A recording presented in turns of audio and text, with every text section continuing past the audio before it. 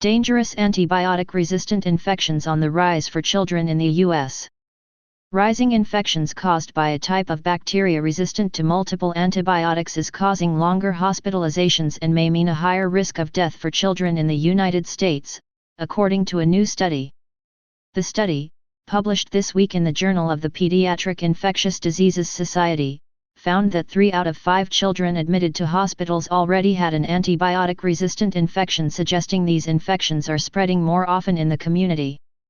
Antibiotic resistance increasingly threatens our ability to treat our children's infections, said Sharon Meropole, the study's lead author and an assistant professor of pediatrics, epidemiology, and biostatistics at Case Western Reserve University School of Medicine.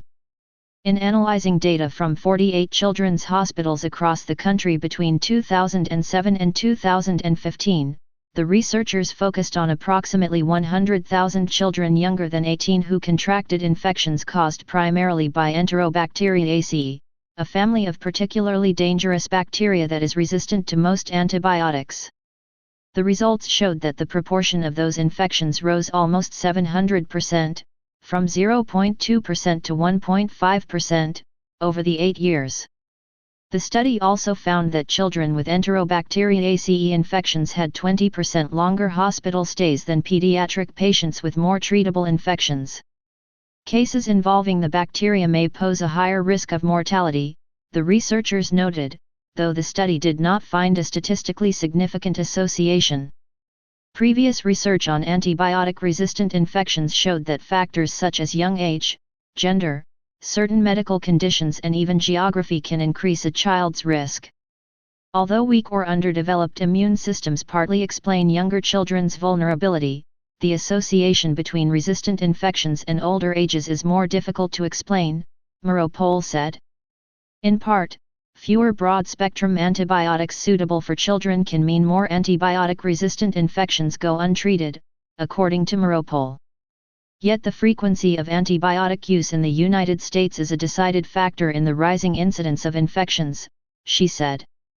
According to a report by the Centers for Disease Control and Prevention, healthcare providers prescribed 842 antibiotic courses per 1,000 people in the United States in 2011.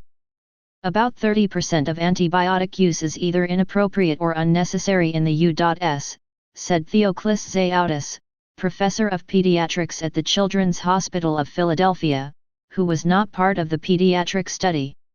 Of course, antibiotics are not confined to people. The CDC has highlighted their use for agricultural purposes, such as treating diseases in food-producing animals, and the danger that the surviving bacteria in farm settings develop resistance, multiply and spread. Paying attention to our environment, water, and soil is very important when addressing antibiotic-resistant bacteria, said Helen Boucher, director of the Infectious Diseases Fellowship Program and a professor of medicine at the Tufts Medical Center. Something very strange is coming. Lurking, crawling in the very air we breathe, and the soil we walk on. Stay paranoid, my friends.